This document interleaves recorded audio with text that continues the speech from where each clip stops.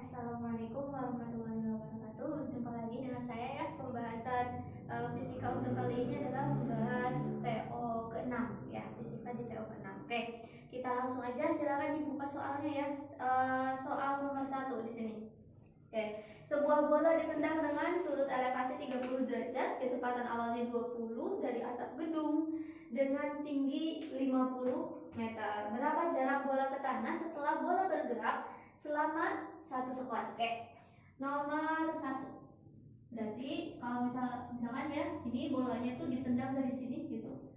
Sudut elevasinya 30 derajat. Oke. Kecepatan awalnya bola V0 20 meter per sekon gitu. Ketinggian apa nih, gedung setinggi 10 meter. Oke. Ini kan gerak parabola jadinya ya.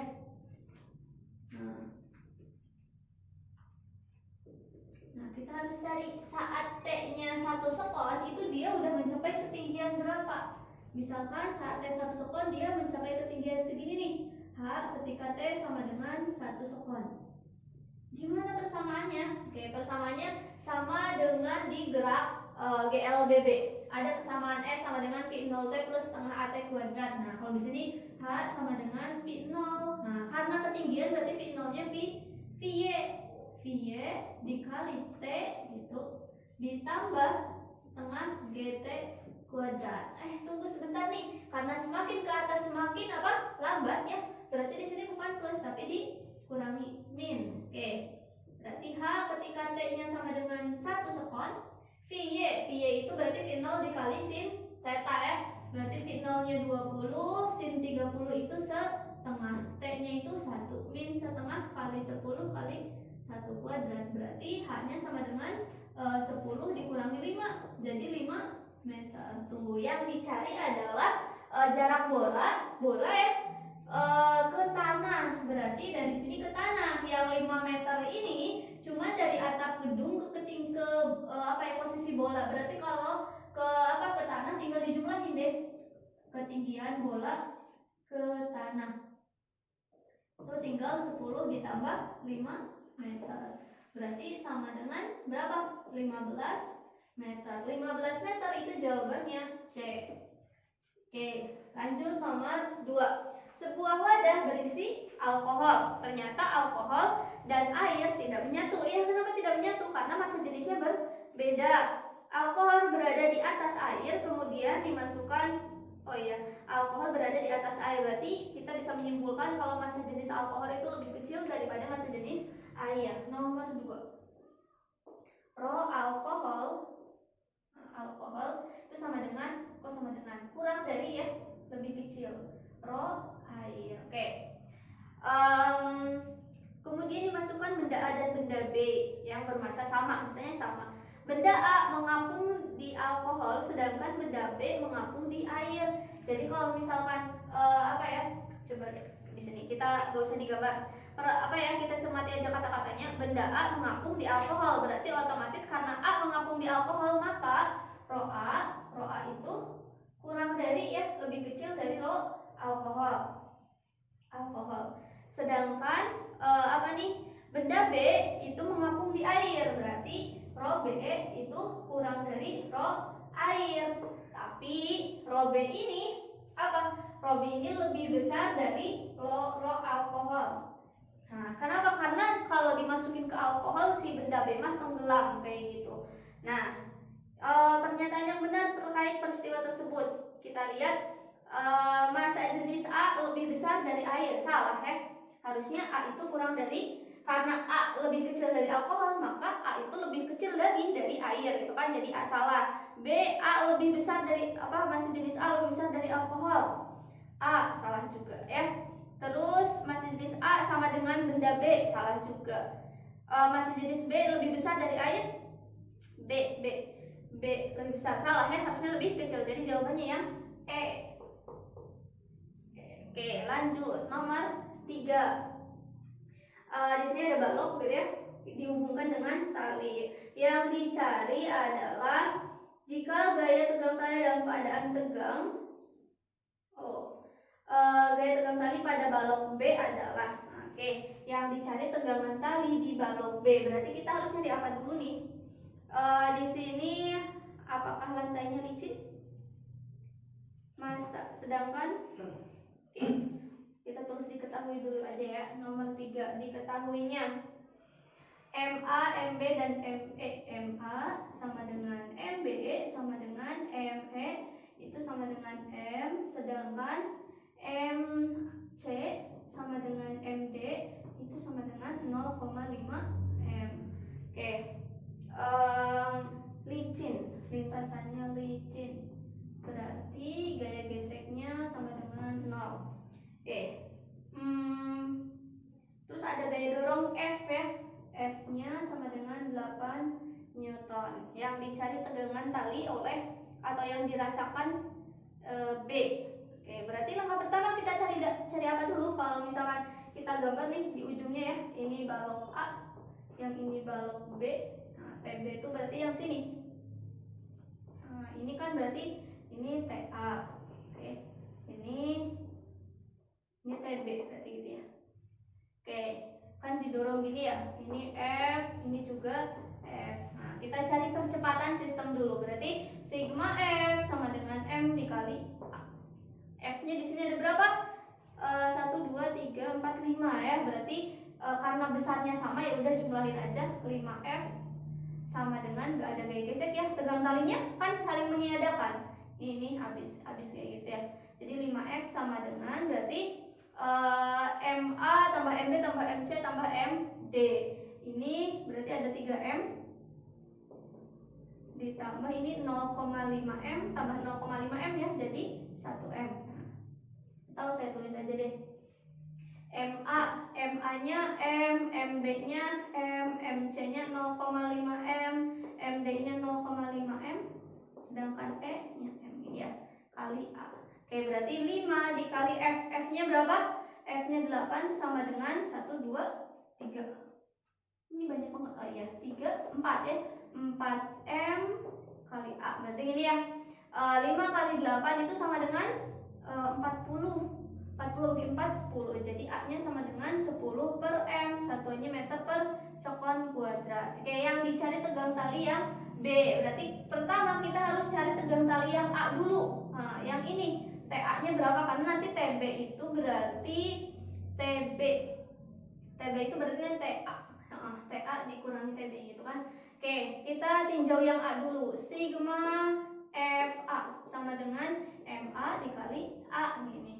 Oke, di benda A itu ditarik ke kanan gitu kan, ke kanan oleh TA didorong juga oleh gaya F plus F. Ini ya. Berarti sama dengan MA-nya M, A-nya 10 per M gini. Coret. Berarti TA itu sama dengan 10 pindah ruas min 8. Jadi 2 Newton. Itu TA-nya. Kalau TB, berarti tinjau benda B. Sigma FB sama dengan MB kali A. Nah, kalau benda B di sini ditarik ke kiri oleh TA, berarti min TA, didorong ke kanan oleh F plus F, didorong ke kanan lagi atau ditarik ke kanan oleh TB plus TB sama dengan MB-nya M, A-nya 10 per M. Coret. Oke. TA-nya itu 2 min 2 plus F. F-nya berapa nih? F-nya itu tadi F-nya 8 plus TB sama dengan 10. Berarti TB-nya itu sama dengan 10 kurangi 6. Berapa? 4 Newton. Jadi TB-nya 4 Newton. 4 Newton tuh jawabannya yang C. Oke. Selanjutnya nomor 4 ya. Oke, nomor 4 di sini sebuah tangga homogen bermasa M. Ada tangga masanya M nih. Oke, sebuah tangga homogen bermasa M bersandar pada tembok licin. Terus koefisien sedangkan lantainya kasar. Koefisien geseknya mu. Seorang anak bermasa M memiliki menaiki tangga tersebut. Oke, yang dicari besar sudut theta minimal agar anak bisa sampai ke ujung atas tangga. Oke, kita gambar dulu. Nah, ini ini lantai. Oke, terus di sini tangganya ya. Tangga ini. Oke, terus yang dicarikan sudut tetanya berapa biar si anak tuh nyampe ke ujung gitu, nyampe ke ujung sana, nyampe ke ujung tangga gitu dengan selamat. Oke, kita beri titik dulu. Tetanya yang mana? Tetanya yang ini. Nah, sudut antara tangga dengan lantai. Oke, kita namain sudut-sudutnya dulu. Misal di sini titik A, yang ini misal titik B. Ada gaya apa aja berarti ya di sini? Nah, tangganya punya massa, berarti ada gaya berat tangga, W tangga gitu. Terus orang juga punya massa, berarti dia ada gaya berat orang. Set di sini W orang gitu. Oke. Terus ini nempel ke bidang, berarti ada gaya normal. Ini NB. Yang ini berarti NA. Nah, berarti kayak gini.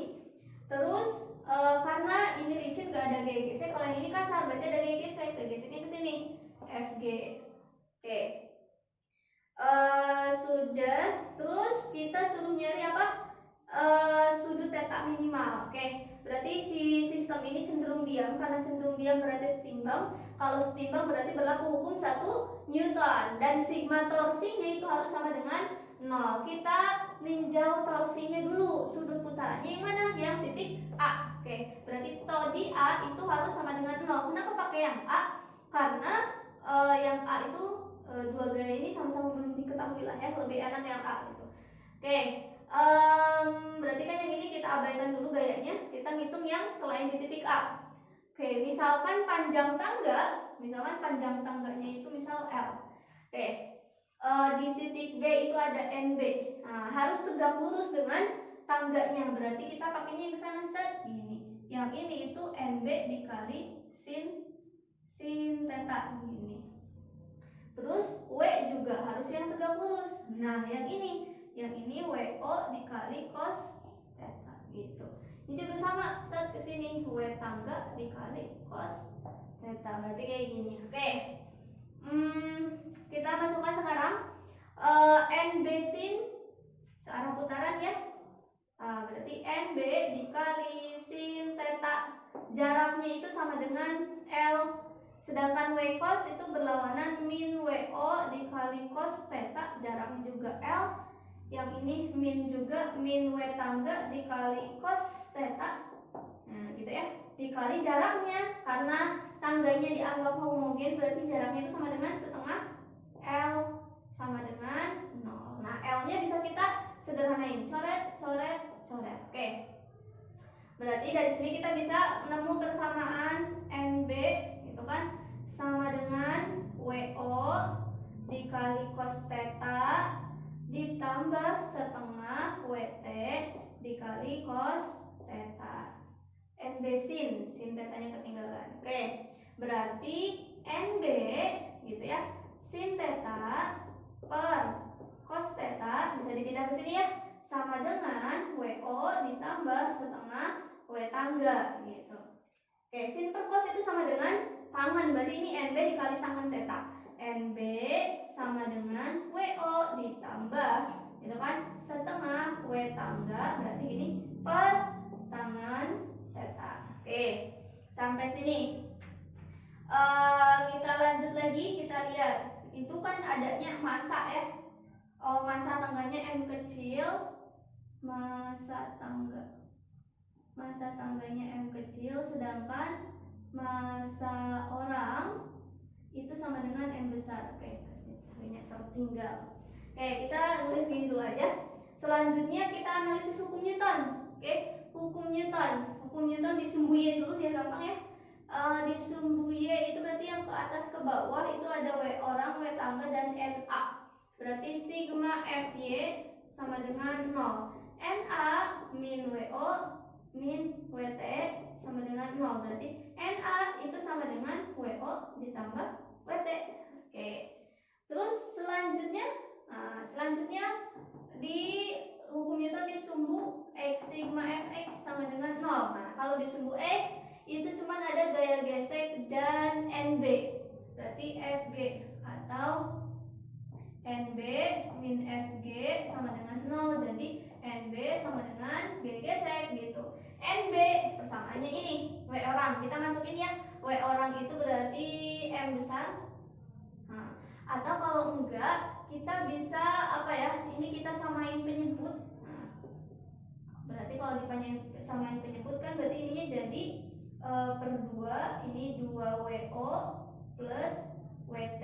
Nah berarti jadi gini ya, gitu, yang ininya per tangen theta. Oke, NB nya berarti bisa sama dengan WO, 2WO plus WT per 2 tangen theta. Ini ya. Oke, sama dengan gaya geser rumusnya mu kali NA. Oke, berarti 2WO itu berarti M besar dikali G plus M kecil kali G per 2 tangen theta sama dengan mu dikali NA. NA nya ini WO, WO nya itu berarti M besar dikali G, oke, ditambah M kecil kali G. Oke, G nya sama nih, coret gitu berarti ya. Oke, tinggal dipindah luaskan, berarti 2M plus M, nah 2 ini mu dikali M plus M gitu kan, tangan tetanya pindah ke atas deh, tangan teta. Oke, ya udah jadi jawabannya yang A.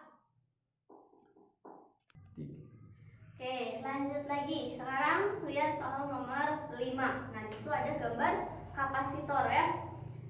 Diketahui dua kapasitor keping sejajar identik, kapasitansinya C. Nah, ketika kedua kepingnya dipisahkan oleh udara gitu kan, jika ke dalam kapasitor dimasukkan 2 lembar zat dielektrik yang tetapan dielektriknya 2 dan 4 gitu, perbandingan kapasitor susunan plat pertama dan kedua adalah, oke, pertama diketahui kalau yang enggak ada sekat, jadi kalau penyekatnya cuma ruang hampa itu kapasitornya C. Nah, persamaan kapasitor itu sendiri C sama dengan epsilon 0 A per D. Gini ya, epsilon 0 A per D. Nah, terus kalau ada tetapan dielektriknya gimana? Ya udah tinggal tambahin epsilon. Nah, ini tetapan dielektrik yang baru. Tapi kalau misalkan nggak ada kalau yang tanpa udara berarti ininya nggak usah dipakai. Ini aja. Oke. Awalnya kan yang ini untuk kapasitor yang sekatnya udara. Nah, oke, sekarang kalau sekatnya ada seperti gambar gitu ya, untuk kapasitor 1. Nah, kapasitor 1 kalau di persamaan ini kan untuk yang awal nih ya. Nah, persamaan aslinya kan C sama dengan epsilon 0 E per D ini ya, dimana C dan E itu berbanding lurus gitu. Oke, jadi kalau misalkan kalau kita lihat nih kapasitor yang yang pertama itu penyekatnya itu dipasang paralel ya nggak? C atau kalau paralel ya dijumlah langsung gitu kan, berarti C total itu kapasitor 1 blend. Nah, oke, kapasitor 1. Oke, berarti C totalnya sama dengan 6. Kenapa 6? Kalau kita lihat tuh luasnya sama gitu kan, D-nya juga sama. Berarti ya C totalnya kita bisa jumlah ketika E-nya berbeda, A dan D-nya itu sama ya, sama, berarti ya tinggal dijumlahin aja, karena kalau kapasitor kalau paralel kan tinggal dijumlahin C1 sama C2 gitu ya. Begitu juga dengan konstan tadi elektriknya gitu. Oke, sedangkan untuk yang kapasitor C2. Nah, untuk yang kapasitor 2 itu dia dipasang seri. Kalau yang ini paralel. Kalau kapasitor 2 dia paralel, ini dipasangnya seri. Nah, kalau seri baru di 1 per gitu kan. Oke, terus juga D-nya ternyata berbeda. Sedangkan kalau kita lihat di kapasitor 1 tuh yang luasannya kan sama dengan yang di kapasitor 2. Misalkan nih, saya gambar sebentar gitu. Nah, ini misalkan awalnya itu D, ini L gitu kan. Berarti kan luas yang atas ya D kali setengah L setengah LD gitu kan. Kalau yang gini, nah ini kan berarti setengah D, yang ini L, sama luasnya yang ini dengan yang ini setengah LD, yang ini juga setengah LD. Makanya luasnya nggak saya perhitungkan, tapi yang kita hitungkan tuh yang D-nya, karena jarak antar platnya kalau yang ini D, nanti yang kapasitor 2 mah cuman setengah D gitu. Oke, saya hapus aja ya. Oke, yang kapasitor 2 kalau seri, kita cari C1 dulu. C1 itu berarti ya, karena plat pertama ya, C1 itu berarti epsilon 0, E-nya 2, A-nya ya A gitu kan. Yang ininya berarti setengah D, berarti jadi berapa nih? 2 kali 2, 4 epsilon 0 A per D, berarti ini sama dengan 4C. Terus C2 nya epsilon 0 kali 4 kali A gitu ya, per, nah oke, per setengah D, berarti sama dengan ini jadi 8 epsilon 0 A per D, atau 8C. Berarti C totalnya 1 per dong ya, 1 per 4 ditambah 1 per 8, samakan penyebut 8, 2 tambah 1 jadi 3 per 8, berarti C totalnya itu sama dengan 8 per 3C. Oke, yang dicari perbandingan kapasitor 1 plat pertama dan kedua. Oke, maka C total plat 1 per C total plat 2. C total plat 1-nya ya ini 6. Plat 2-nya ini 8 per 3. Oke, balik lagi saya ingetin yang ini kenapa sih kok dijumlahin langsung nggak pakai persamaan yang ini, karena kalau kita masukin D-nya sama 1D gitu kan, kayak tadi saya gambar A-nya masih sama A gitu kan, jadi nanti jatuhnya kita dapat C1-nya 2 epsilon 0 A per D, dan C2-nya di sini ya ini berarti 4 epsilon 0 A per D, karena paralel dijumlahin jadi 6C yang ininya gitu. Kalau yang ini mah karena D-nya berubah sedangkan A-nya masih sama, nah makanya yang ini di iniin gitu. Oke, berarti dari sini kita dapat berapa tuh? 6, 8. Ini berarti 3, yang ini 4. Jadi sama dengan 9 dibanding 4. 9 banding 4, jawabannya C. Oke, itu nomor 5. Selanjutnya nomor 6. Oke, nomor 6 di situ ada persamaan W sama dengan, di sini W akar G per W. M sama dengan akar G per W.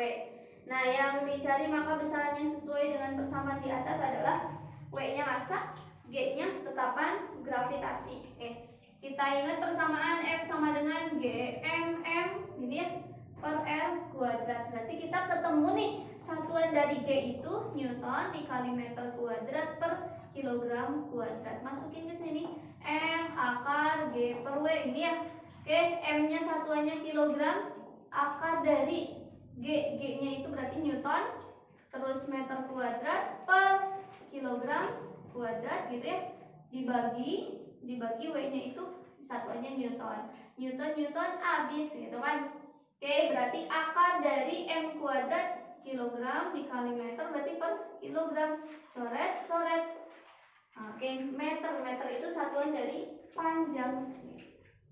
Oke, panjang itu jawabannya D gitu. Oke, itu nomor 6. Lanjut nomor 7.